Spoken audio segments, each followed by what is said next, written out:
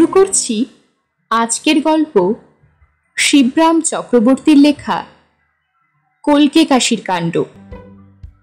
প্রফুল্ল গোড়া থেকেই বিষণ্ণ মেরে আছে। হ্যাঁ, ভারী তো কাজ, তার জন্য আবার কলকে কাশীকে তার লেজে বেঁধে দেওয়া কেন?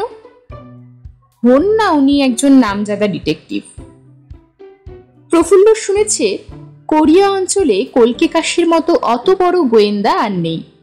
তবু এই সামান্য একটা মশা মারবার ব্যাপারে অত ভারী কামান কাঁধে বয়ে আনতে প্রফুল্লর আত্মসম্মানে আঘাত লাগে। সত্যি, কামচাটকা থেকে উনি না এলেও কিছু কাজ আটকাতো না। বোম্বের একটা বিখ্যাত রেস্তোরাঁর এক কোণের টেবিলে কলকে কাশীর মুখোমুখি বসে গুম হয়ে এইসব কথাই প্রফুল্ল ভাবছিল। সামনে চপ, কাটলেট, ডেভিল, ডিম, কেক, পুডিং এর সমারোহ সত্ত্বেও তার জিভ সরছিল না। বাস্তবে কি এত বড় অপমান হজম করবার পর খেতে কারো রুচি থাকে? কিন্তু মিস্টার কলকে কাশী বেপরোয়া। ডিশের পর ডিশ তিনি সাবড়ে চলেছেন। কাঁটা চামচের তার কামাই নেই। এক ফাঁকে সামনের ভদ্রলোকের প্রতি তার দৃষ্টি পড়ে। এ কি? কলকে কাশী একটু অবাকই হন। একজন খুনে একটার পর একটা 10টা খুন করেছে। নিজের চোখে এরকম দৃশ্য তার জীবনে একাধিকবার তিনি দেখেছেন, কিন্তু বিস্মিত হতে পারেননি। কিন্তু এক ভদ্রলোক 10টা প্লেটের সামনে একেবারে নির্বিকার, একদম জগন্নাথ হয়ে বসে আছেন। একটা কেউ কাবু করতে পারছেন না। তার সুদীর্ঘ জীবন স্মৃতির মধ্যে এরকম কাণ্ড তার স্মরণে পড়ে না। বিস্ময়ের ব্যাপারই বটে, কলকে কাশীর বিরাট বপু পরিধির তুমুল আন্দোলন অকস্মাৎ থেমে যায়। মাছের চোখের মতো ড্যাবড্যাবে চোখ ঈষৎ প্রসারিত হয়। প্রফুল্ল বাবুর প্রফুল্লতর হবার পক্ষে কি বাধা হচ্ছে জানতে পারি কি? তিনি প্রশ্ন করেন। বাংলাতেই প্রশ্ন করেন, সোজা পরিষ্কার বাংলাতেই। কামচাটকার লোক হলে কি হবে, বাংলা হিন্দি কলকে কাশীর ভালোভাবেই আয়ত্ত। তবে কামচাটকার ভাষায় তার দখল আছে কিনা বলা যায় না। এ বিষয়ে প্রফুল্লর সন্দেহ থাকলেও পরীক্ষক হবার সাহস তার নেই। কেননা সে নিজেও কামাসকাশিয়ানে অজ্ঞ, দারুণ অজ্ঞ। প্রফুল্ল আরো বেশি গম্ভীর হয়ে যায়। মাথা চুলকোতে চুলকোতে উত্তর দেয়, ভাবনায় মশাই, ভাবনায়। কিরকম গুরু দায়িত্ব মাথার উপরে, বুঝতেই তো পারছেন। বুঝতে পারছি বই কি। কলকে কাশী ঘাড় নাড়েন। মিস্টার ব্যানার্জির কবে এসে ভারতবর্ষে পৌঁছবার কথা, অথচ তিনি কি এক আকস্মিক দুর্ঘটনায় বিলেতে আটকে আছেন। তিনি আসতে পারলেন না। তার সই করা নমিনেশন পেপার এয়ার মেলে কাল বিকেলে বোম্বে পৌঁছেছে। তার অ্যাটর্নি গলস্টন কোম্পানির আপিসের জিম্মায় আছে। সেই নমিনেশন পেপার আজই সঙ্গে নিয়ে আমাদের কলকাতায় ছুটতে হবে। তবেই 18 তারিখের আগে সেই নমিনেশন পেপার ফাইল হতে পারবে। 18ই হচ্ছে ফাইলিং এর শেষ দিন। তা না হলে মিস্টার ব্যানার্জির আর কাউন্সিলে যাওয়া হবে না। বিলেতে মিস্টার ব্যানার্জির আকস্মিক দুর্ঘটনার মূলে কি কোনো রহস্যজনক কারণ আছে? আপনি কি আশঙ্কা করেন? প্রফুল্ল জিজ্ঞাসা করে। কলকে কাশী এর জবাব দেন না। এই নমিনেশন পেপার ডাকে পাঠানো নিরাপদ নয়। কোনো কারণে একদিন কিংবা কয়েক ঘন্টা লেট হলেই সমস্ত পণ্ড। তার চেয়েও বড় আশঙ্কা হচ্ছে নমিনেশন পেপার মারা যাবার। মারা যাবার? প্রফুল্লর চোখ প্রকাণ্ড হয়। কেন? নমিনেশন পেপার মেরে কার কি লাভ? ও কি এমন মার্তব্য জিনিস? হ্যাঁ, ডাকে পাঠালে, এমনকি রেজিস্ট্রি করে ইনশিওর করে পাঠালেও যথাস্থানে যথাসময়ে যথাযথ জিনিসটা পৌঁছবে কিনা সে বিষয়ে আমার যথেষ্ট সন্দেহ আছে। কার কি লাভ আপনি জানেন? প্রফুল্ল বলে, জানি না তো। এই দুটি দলই কাউন্সিলে ঢুকতে চায়। দুদলে ভয়ানক রেষারেষি। কাউন্সিলে যে দল ভারী হতে পারবে তাদেরই সারা বাংলায় আধিপত্য হবে কিনা। একটি দলের নাম হচ্ছে ফ্লুক্স ফ্যান, যারা ইনফ্লুয়েঞ্জায় ভোগে, রেস খেলে আর ফ্যানের তলায় হাওয়া খায়। তারা মিলেই এই দল করেছে। আমেরিকার বিখ্যাত ক্লু ক্লুক্স ক্ল্যানের সঙ্গে এদের কোনো সম্বন্ধ নেই, একমাত্র নামের কতকটা মিল ছাড়া। বটে। প্রফুল্লর নিঃশ্বাস পড়ে কি পড়ে না। আরেকটা দল কারা? মিস্টার ব্যানার্জি হচ্ছেন এই ফ্লু ফ্লুক্স ফ্যানের পান্ডা। অন্য দলের নাম হচ্ছে বাই হুক অর ক্রুক। এই বাই হুক অর ক্রুক পার্টির নেতা হচ্ছেন মিস্টার সরকার। যেমন করেই হোক নিজের মতলব সিদ্ধ করতে এরা সিদ্ধহস্ত। আপনি কি তাহলে বলতে চান যে সরকারি চালে মিস্টার ব্যানার্জি বিলেতে আটকে পড়েছেন? আপাতত আমি ওই কোণের লোকটার দিকে তোমার দৃষ্টি আকর্ষণ করতে চাই। কলকে কাশি চোখ টিপে ইশারা করেন। এতক্ষণে কলকে কাশির ওপরে প্রফুল্লর কিঞ্চিত শ্রদ্ধার সঞ্চার হয়েছিল। সত্যি অনেক খবর রাখেন ভদ্রলোক, এই জন্য অপর দিক থেকে সহসা তুমি সম্বোধনেও সে অপ্রসন্ন হতে পারে না। কলকে কাশির ইঙ্গিতের অনুসরণ করে সে। ওই যে কাঠখোট্টা গোছের চেহারা, মাথার চুল ক্রপ করা, চোখে কুটিল ভঙ্গি, ওই কোণের ছোট্ট টেবিলে বসে অমলেটের সঙ্গে ধস্তাধস্তি করছে, ওকে লক্ষ্য করো, সহজেই বুঝতে পারবে। এরকম ফ্যাশনেবল রেস্তোরাঁয় গতিবিধি ওর স্বভাব সিদ্ধ নয়। কাটা চামচের কসরতে এখনো অভ্যস্ত হয়ে উঠতে পারেনি। খাদ্যের সঙ্গে কাটাকাটি নয়, হাতাহাতিতেই ও পরিপক্ক। উনি এখানে এসেছেন তোমার অনুসরণ করে। আমার? প্রফুল্লর বিশ্বাস হয় না। তার মানে? একটু কায়দা করে লক্ষ্য করলেই বুঝতে পারবে। চোখ অমলেটের দিকে থাকলেও মনোযোগ ওর আমাদের দিকেই। কলকাতার একটি বিখ্যাত চিজ, ওর মতো কৌশলী এবং ভয়লেশহীন ভদ্র গুন্ডা আর দুটি আছে কিনা সন্দেহ। ওই শ্রেণীর ক্রিমিনাল ব্রেনের আমেরিকায় জোড়া মিলতে পারে, কিন্তু এদেশে দুর্লভ। মিস্টার ব্যানার্জির পার্টি আমাকে যে তোমার সঙ্গে দিয়েছেন, উনি হচ্ছে তার একমাত্র কারণ। প্রফুল্ল সহজে বাক্যস্ফূর্তি হয় না। সমস্ত ব্যাপারটা হৃদয়ঙ্গম করবার চেষ্টা করে বলে, ওর নাম?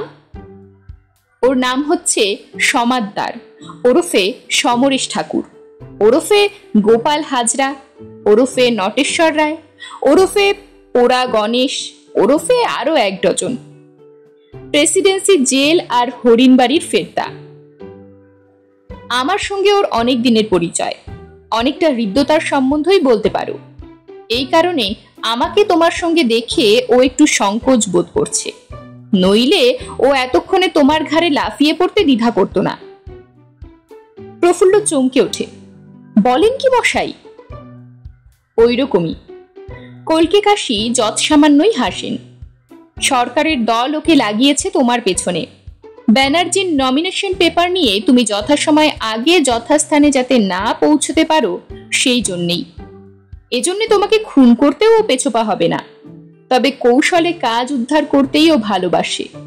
খুনোখুনি করার তেমন পক্ষপাতী নয়। এ বিষয়ে একটু সুরুচি আছে লোকটার। প্রফুল্ল আশ্বস্ত হতে পারে না। আপনি কেন ওকে অ্যারেস্ট করছেন না তাহলে? গ্রেপ্তার করে ফেলুন এক্ষুনি। এখনো পর্যন্ত ও কোনো অপরাধ করেনি, কেবল মনের মধ্যে এনেছে মাত্র। আর মনে আচের জন্য যদি গ্রেপ্তার করা শুরু করতে হয়, তাহলে এত লোককে ধরতে হয় যে জেলে তার জায়গা কুলোবে কিনা সন্দেহ। কেবল মনের মধ্যেকার প্ল্যানের জন্য কাউকে তো জেলে পোড়া যায় না। তাহলে তাহলে তো ভারী মুশকিল। প্রফুল্ল ভীতই হয়, বলে, আমাকে খুন করে ফেলবে তবে? যদি করেই ফেলে তখন, হ্যাঁ, তখনই ওকে ধরে ফেলতে আমার বিলম্ব হবে না, যদি নিতান্তই পালিয়ে না যায়। তবে সমাদ্দারের সঙ্গে আমার হৃদ্যতারই সম্বন্ধ। আমাকে দেখে অন্তত চক্ষু লজ্জার খাতিরেও তোমাকে একেবারে খতম করবে না। ভয় কি তোমার? বিশেষ ভরসাও পায় না প্রফুল্ল। এই জন্যেই বলছিলাম, ভয়ানক গুরুদায়িত্ব তোমার মাথায়। যদি নমিনেশন পেপার নিয়ে 18 তারিখ 11টার মধ্যে কলকাতায় না পৌঁছতে পারো, তাহলে ব্যানার্জির আর কাউন্সিলে যাওয়া হলো না। সঙ্গে সঙ্গে তার দলের দফাও রফা। মিস্টার সরকারের দলেরই আধিপত্য হবে কাউন্সিলে, মন্ত্রিসভা ইত্যাদিও দখল করে বসবেন তারাই। সামান্য একটা সই করা কাগজের উপরে একটা পার্টির কতখানি নির্ভর করছে ভেবে দেখো। সে যে সে পার্টি নয়, ফ্লুক্স ফ্যান। অর্থাৎ আপনার ভাষায় যারা ইনফ্লুয়েঞ্জায় ভোগে, রেস খেলে ইত্যাদি। কিন্তু আমি তো এদের দলের কেউ নই, বিন্দু বিসর্গও জানি না। আমাকে এই মারাত্মক কাজে পাঠাবার মানে? প্রফুল্ল বিরক্তই প্রকাশ করে।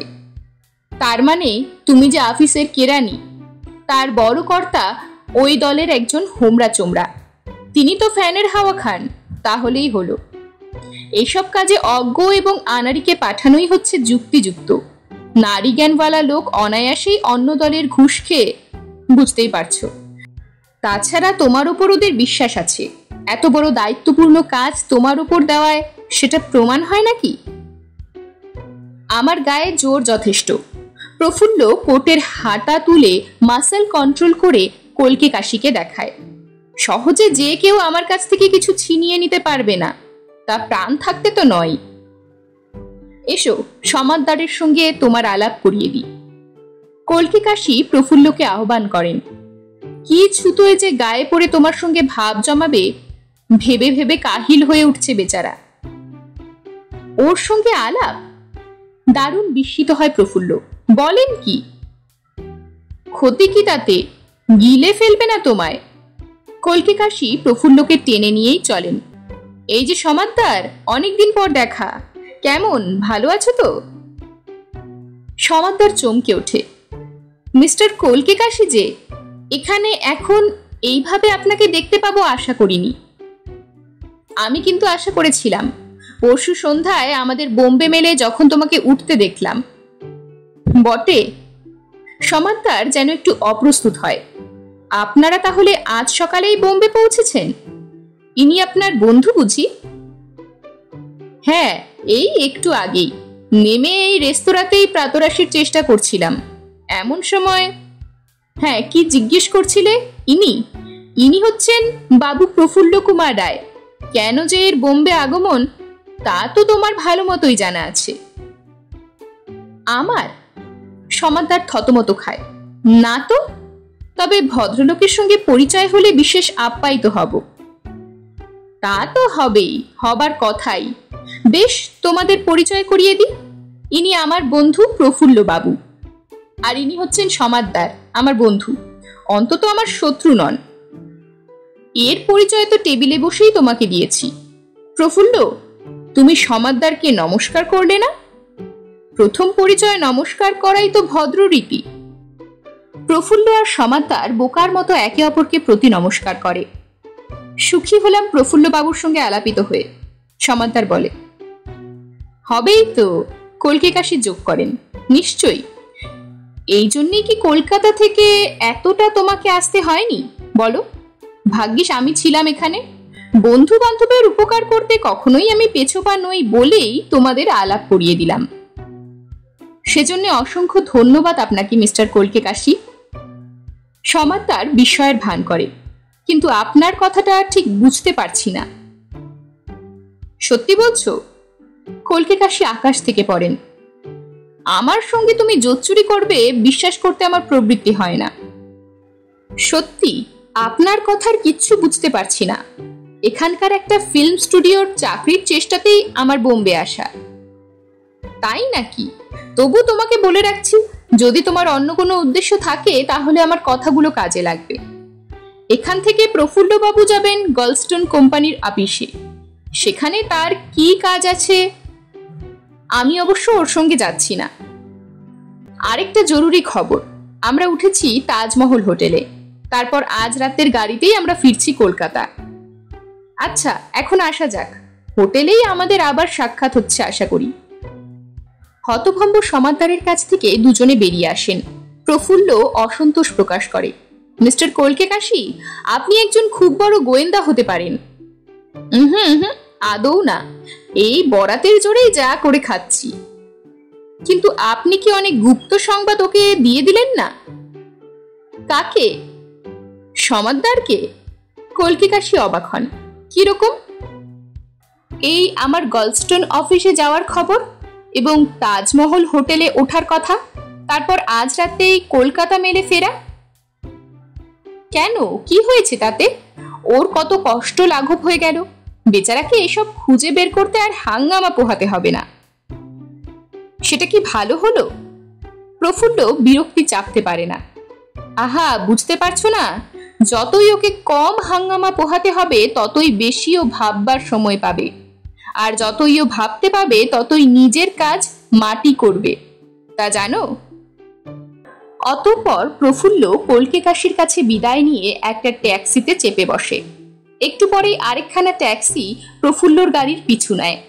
এই ট্যাক্সিটা সমাদদারের। পর মুহূর্তেই আরো একখানা গাড়ি দূর থেকে দুজনের অনুসরণ করে চলে। এ গাড়িতে আর কেউ নয়, স্বয়ং শ্রীযুক্ত কলকে কাশী মহাশয়। তিনখানি গাড়ি অনেক ঘুরে ফিরে শহরের উপকণ্ঠে এসে উপস্থিত হয় চারধারে বাগান ঘেরা প্রকাণ্ড এক বাড়ির ফটকে। গলস্টোন কোম্পানির বড় সাহেবের রেসিডেন্স। প্রফুল্লর গাড়ি ফটকের ভেতর ঢোকে। একটু দূরে সমাদদারের গাড়ি থামে। কলকে কাশীর গাড়ি দ্বিতীয় গাড়ির পাশ দিয়ে যেতে যেতে অকস্মাৎ থেমে যায়। সমাদদার মশাইকে এখানে এ অবস্থায় দেখবো আশা করতে পারিনি, কলকে কাশী বলেন, তার মুচকি হাসিও লক্ষ্য করবার। এই একটু শহর দেখতে বেরিয়েছি। সমাদদার থতমত খায়। হাওয়া খেতেও বটে। শহর দেখতে শহরের বাইরে? মন্দ নয়। ফিল্ম আর্টিস্টের কাজটা তোমার পাকা তাহলে। কলকে কাশী গলা পরিষ্কার করেন। আমিও তাই আন্দাজ করেছিলাম, যাচাই করে নিতেই এতদূর আসা। যাক, আমার কাজ আছে, শহরেই আমি ফিরলাম। তারপর একটু হাসেন।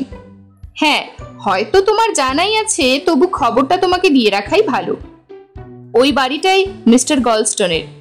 ব্যানার্জির নমিনেশনের কাগজপত্র আনতে প্রফুল্ল ওখানেই গেছেন। দেখো চেষ্টা করে যদি তোমার বরাত খুলে যায়। বন্ধু বান্ধবের শুভাকাঙ্ক্ষা করাই আমার দস্তুর, জানোই তো। কলকে কাশীর গাড়ি মুখ ঘুরিয়ে নেয়। যে পথে এসেছিল সেদিকেই ফিরে চলে। সমাদদার কোনো জবাব দিতে পারে না। তারপর আরেক ঘন্টা সমাদদারকে অপেক্ষা করতে হয়। অবশেষে প্রফুল্লর গাড়ি বাইরে বেরোয়। সমাদদারের আবার অনুসরণ। প্রফুল্লর ট্যাক্সি এসে দাঁড়ায় তাজমহল হোটেলের সামনে। সমাদদারেরও। প্রফুল্ল নেমেই ট্যাক্সিওয়ালার পাওনা চুকিয়ে শটান 13 নম্বর ঘরে ঢুকে খিল আটে। সমাদদার গিয়ে ম্যানেজারের সঙ্গে কি যেন বন্দোবস্ত করে।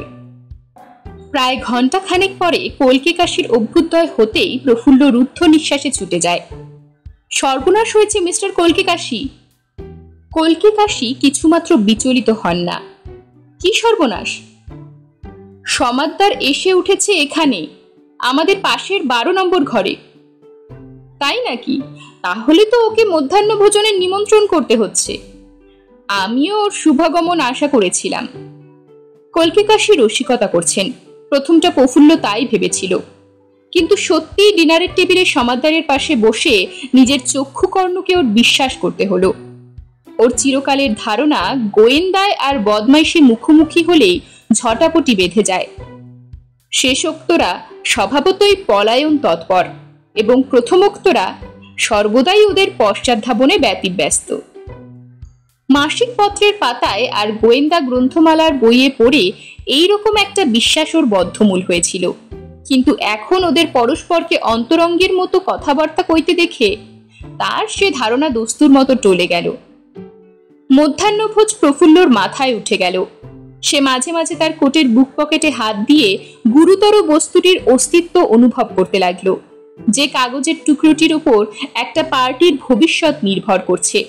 তাকে সে যত্নের সঙ্গে কোটের লাইনিং এর মধ্যে সেলাই করে রেখেছে।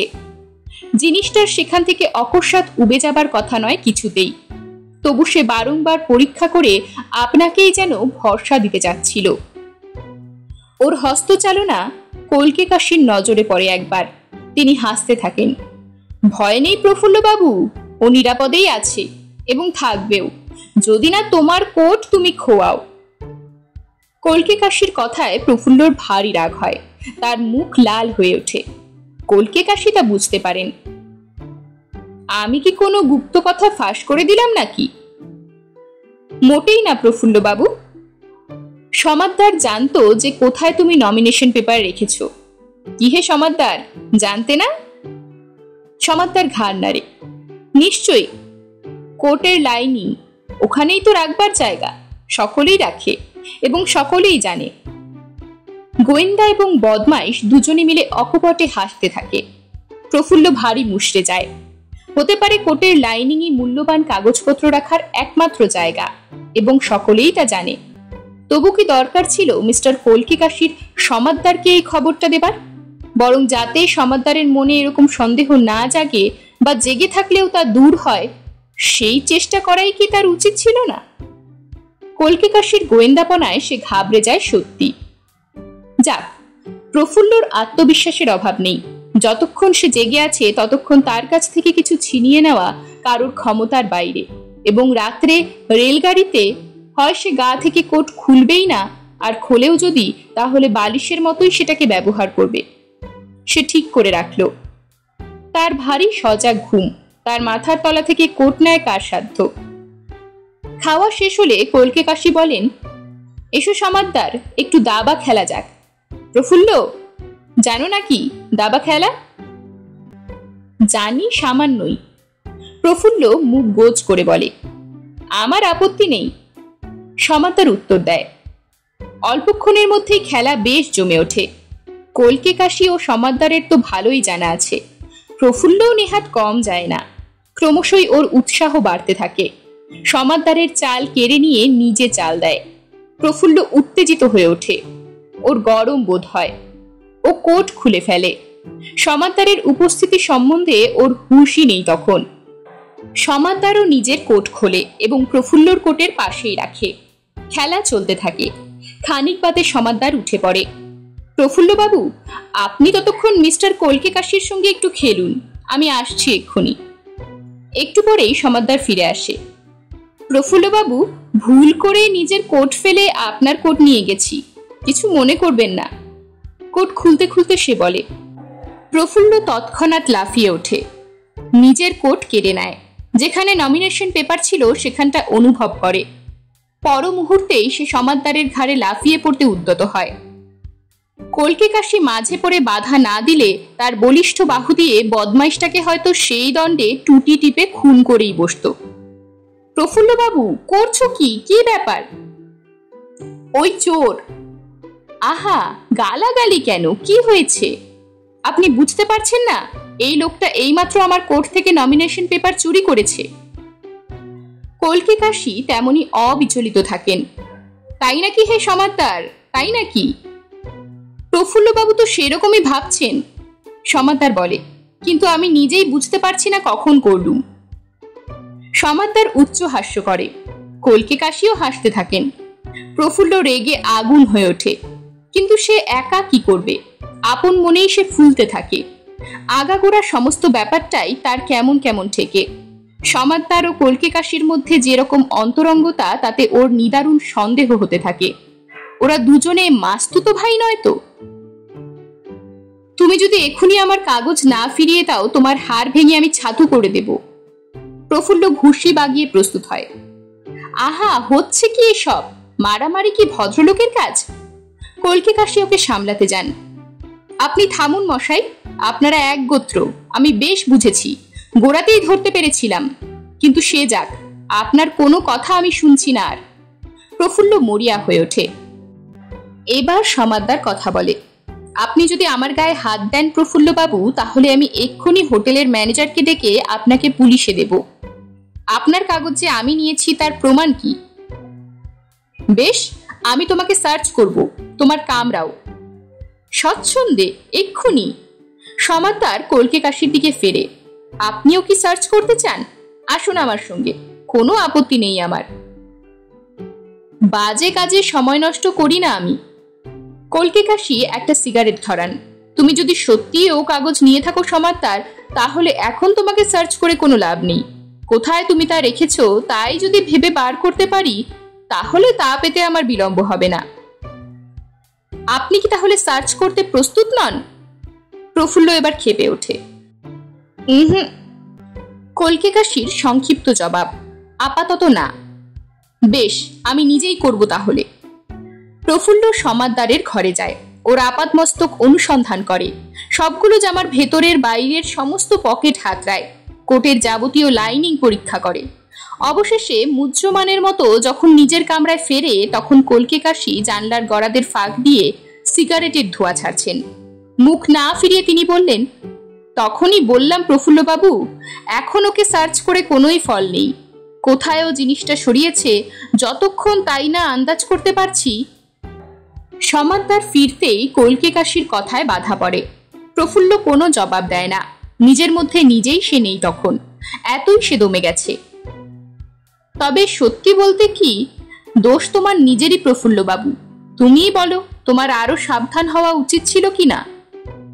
কলকে কাশি কথাটা শেষ করেন, কিন্তু এ কথায় প্রফুল্লর এখন আর সান্ত্বনা কোথায়। সে গুম হয়ে থাকে। তারপর আস্তে আস্তে ঘর থেকে বেরিয়ে যায়।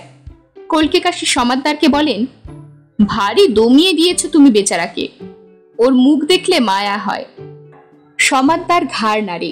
স্বভাবতই সে কোমল হৃদয়, সত্যি সত্যি দুঃখ হয় ওর। বিজনেস মিস্টার কলকে কাশি, সে বলে। সে কথা 1000 বার, কিন্তু ভেবে দেখো দেখি কি সর্বনাশ হলো ওর। হয়তো চাকরি থাকবে না আর। ও তো ভেঙে পড়েছেই। আমিও খুব স্বচ্ছন্দ বোধ করছি না। কলকে কাশি সমাদদারের চোখের ওপর চোখ রাখেন। কাগজখানা রাখলে কোথায় হে সমাদদার? সমাদদার হাসে। আমি যে রেখেছি আমি তো স্বীকার করিনি। না, এবং তোমাকে স্বীকার করতেও বলছি না, কিন্তু এ কথাও ঠিক, ও কাগজ নিয়ে শর্টকাতে পারছো না তুমি। হাওড়ায় নেমেই আমি তোমাকে আটকাবো এবং খানা তল্লাশি করাবো, যাকে বলে পুলিশের খানা তল্লাশি। সমাদদার আতঙ্কিত হয়। সেটা কি সঙ্গত হবে মিস্টার কলকে কাশি? কাগজখানা যে আমার কাছে আছে তার বিন্দুমাত্র প্রমাণও আপনি পাননি। না পাই, কিন্তু কাগজখানা আমি পেতে চাই। কলকে কাশির সংকল্প শুনে সমাদদারের শঙ্কা হয়। সে তৎক্ষণাৎ নিজের ঘরে যায়, গিয়ে মাথা ঘামাতে থাকে। অনেক ভেবে সে একটা উপায় আবিষ্কার করে। দরজায় খিল আটে, তারপর নিজের সুটকেস বার করে এক কোণার একটা গুপ্ত বোতাম টেপে। তার ফলে ডালার দিকে একটা লুকোনো খুপড়ি খুলে যায়।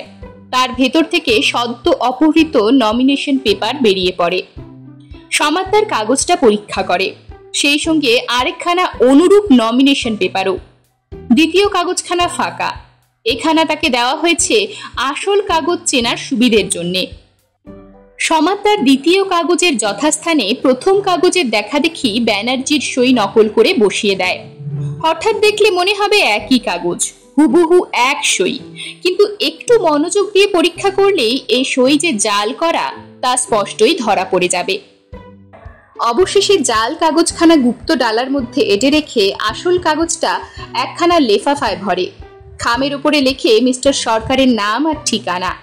কাগজটা সঙ্গে করে নিয়ে যাওয়া নিরাপদ নয় দেখে রেজিস্ট্রি করে পাঠানোই সে সমীচীন মনে করে। ডাকে গেলেও তার সঙ্গে সঙ্গেই কলকাতায় পৌঁছবে এবং একেবারে তার নিয়োগকর্তার হাতেই, সুতরাং তার অসুবিধের কিছু নেই। তারপর দরজায় তালা লাগিয়ে কাছাকাছি পোস্ট অফিসের উদ্দেশ্যে সে রওনা হয়। প্রফুল্ল ঘরে ঢোকে। আপন মনেই যেন বলে, দরজায় তালা লাগিয়ে সমাদদারকে বেরিয়ে যেতে দেখলাম। তাই নাকি? কলকে কাশি সিগারেটের সামান্য অবশেষটা ফেলে দেন। তাহলে তো ওর ঘরটা একবার তল্লাশ করতে হয়, এই তো সেরা সুযোগ। সব খোল চাবির সাহায্যে সহজেই তালা খুলে যায়, যেটি কলকে কাশির কাছে ছিল।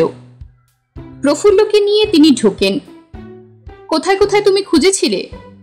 উত্তরে প্রফুল্ল তার অনুসন্ধান বৃত্তান্ত প্রকাশ করে। এই সুটকেসটা দেখেছিলে? হ্যাঁ, ওর ভেতরেও দেখেছি, ওতে নেই। দেখেছো ঠিকই, কিন্তু আরেকবার দেখা যাক। কলকে কাশি সুটকেসটাকে উন্মুক্ত করেন। ভেতরে যা কিছু জিনিসপত্র সব তার পায়ের কাছে উজাড় হয়। দেখলেন তো, বললাম ওতে নেই, প্রফুল্ল বলে। কলকে কাশি ওর কথায় কান দেন না। খুঁজতে খুঁজতে সেই গুপ্ত বোম আবিষ্কৃত হয়। পেয়েছি প্রফুল্ল বাবু, এতক্ষণে পেয়েছি।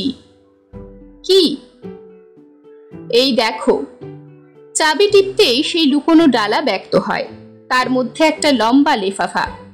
লেফাফাটা না খুলেই তিনি প্রফুল্লর হাতে দেন। এই নাও, কিন্তু সাবধান, আর যেন খোয়া না যায়। প্রফুল্ল কম্পিত হাতে লেফাফা খোলে। কাগজখানা দেখেই সে লাফিয়ে ওঠে। তারপর দু হাতে কলকে কাশির একখানা হাত চেপে ধরে। আপনাকে সন্দেহ করেছিলাম, আমাকে মাফ করুন। উত্তরে কলকে কাশির শুধু একটা মৃদু হাসি দেখা যায়। সমস্ত জিনিস যথাযথ রেখে তেমনি তালা এঁটে তারা বেরিয়ে আসেন। সমাদ্দার হোটেলে ফিরে নিজের ঘরে ঢুকেই তৎক্ষণাৎ ছুটে আসে কলকে কাশির কাছে। এটা কি ভালো কাজ আপনার মশাই? আমার অবর্তমানে আমার ঘরে গিয়ে সুটকেস খুলে। কলকে কাশি বাধা দেন। আমরা এই যে তোমার সুটকেস খুলেছি তার কি প্রমাণ তুমি পেয়েছো? প্রমাণ ছাড়া তুমি তো চলো না সমাদ্দার। প্রফুল্ল এতক্ষণে মন খুলে হাসতে পারে। সমাদ্দার গজরাতে থাকে, ভয়ানক রাগের ভান করে, কিন্তু সেও মনে মনে হাসে।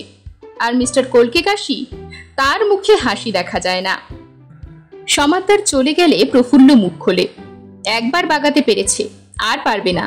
এ কোট আর আমি গা থেকে খুলছি না, রাত্রেও না। ঠেকে শেখা ভয়ানক শেখা প্রফুল্লবাবু। কলকে কাশি ঘাড় নাড়েন এবং একবারই একটা মানুষের পক্ষে যথেষ্ট। আচ্ছা মিস্টার কলকে কাশি, সুটকেসটায় যে একটা গোপন খুপড়ি আছে কি করে আপনি বুঝলেন? তোমার কোটের লাইনিং আছে যেমন করে সমাদ্দার বুঝেছিল। কলকে কাশি ব্যাখ্যা করে দেন। ও থাকতেই হবে। তোমার কি ডিটেকটিভ উপন্যাস একেবারেই পড়া নেই প্রফুল্লবাবু? প্রফুল্ল নিজের বিদ্যাবত্তা জাহির করতে লজ্জা পায়। একেবারেই যে এক আধখানা ওর পড়া নেই তা নয়। তবু সে সসংকোচেই বলে, এবার থেকে পড়ব কিন্তু। কলকাতা ফেরার পরদিনই কলকে কাশি সমাদ্দারের আড্ডায় গিয়ে আবির্ভূত হন। আসতে পারি ভেতরে? আসুন আসুন, আমার কি সৌভাগ্য আপনি এসেছেন। সমাদ্দার শশব ব্যস্ত হয়ে ওঠে। সরকারের কাছ থেকে টাকাটা পেয়ে গেছো তো? কলকে কাশি জিজ্ঞাসা করেন। হ্যাঁ, কালই দিয়ে গিয়েছে, নগদ ৫,০০০। সমাদ্দার উত্তর দেয়। কেন, কি হয়েছে তার? না, এমন কিছু না। কলকে কাশি তার হাত ঘড়ির দিকে তাকান। এখন 10টা, আর 1 ঘন্টা পরেই প্রেসিডেন্সি কোর্টে নমিনেশন পেপার দাখিল হবে কিনা। তোমাকে আমি কেটে পড়তে বলতে এসেছি, বন্ধু বান্ধব হিসেবেই বলতে এসেছি অবশ্যই।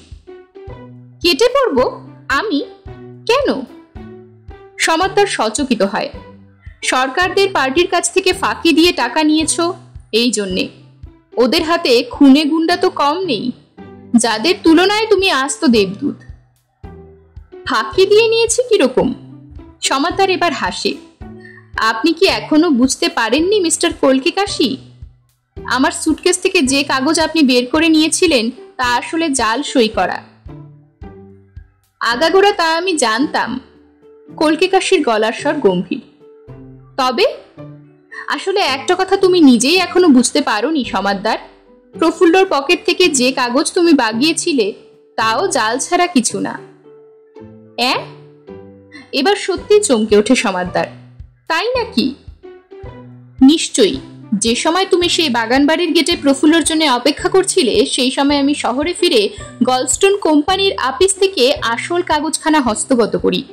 স্টেশনে নেমেই গলস্টোন সাহেবকে ফোন করে আমি ব্যবস্থা করে রেখেছিলাম যাতে সাহেবের বাড়ি থেকে প্রফুল্লকে একখানা নকল নমিনেশন পেপার দেওয়া হয়।